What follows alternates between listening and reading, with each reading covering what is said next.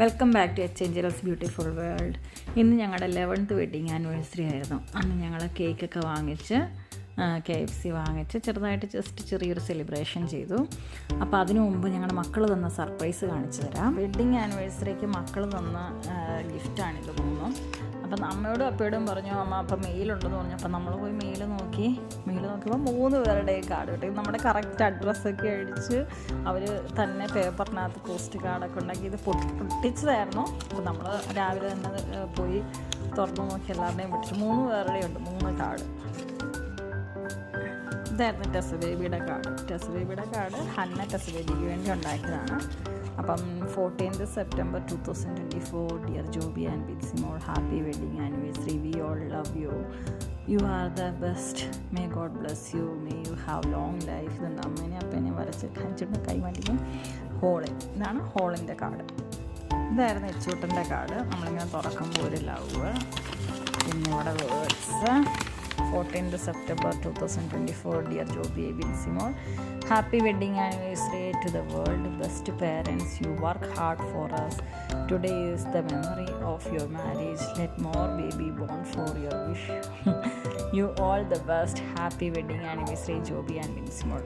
ഞങ്ങൾക്ക് ഒത്തിരി പിള്ളേരെ ഇഷ്ടമാണെന്നുള്ളതുകൊണ്ട് അറിയാവുന്നതുകൊണ്ടാണ് ഇച്ചോട്ടിന് അങ്ങനെ എഴുതിയിരിക്കുന്നത്.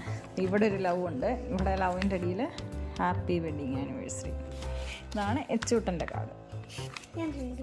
ഇതാണ് ഹന്നയുടെ കാർഡ്. ഹന്നിച്ചോട്ട് റെഡി ചെയ്തോ. 14th October 2024 in McLaughlin Alley. Dear Dad and Mom, I am writing this letter to wish you happy wedding anniversary. God will bless you both. I hope you have a nice day. Happy wedding anniversary to you both. ഇത് ഹന്നയുടെ wedding anniversary ഇടുന്നുണ്ട്. Hannah തന്നെ വരച്ചാണ്. അപ്പയും അമ്മയും പരിശുദ്ധാത്മാവിനല്ലേ നിറയുന്ന നമ്മുടെ കല്യാണത്തിൻ്റെ സമയത്ത് നമ്മൾ കുർബാനയിൽ അങ്ങനല്ലേ പരിശുദ്ധാത്മാവിനെ ഒന്ന് നമ്മളെ അനുഗ്രഹിക്കുന്നതിൻ്റെ ഇതിൽ ഹന്ന വരച്ചാണ്. അപ്പോൾ ഇതാണ് 3 മക്കളുടെയും വെഡ്ഡിങ് ആനിവേഴ്സറി ഗിഫ്റ്റ്. സൂപ്പർ ഗിഫ്റ്റായിരുന്നു. Thank you my dear girls. അങ്ങനെ 11 വർഷം തട്ടിയും മുട്ടിയും പൊട്ടലുകളൊക്കെ ഇല്ലാതെ ദൈവം സഹായിച്ച് മുന്നോട്ട് പോയിട്ട് ഞങ്ങൾ മക്കളുടെയൊക്കെ കൂടെ നല്ല രീതിയിൽ കേക്ക് കട്ട് ചെയ്ത് സെലിബ്രേറ്റ് ചെയ്തു.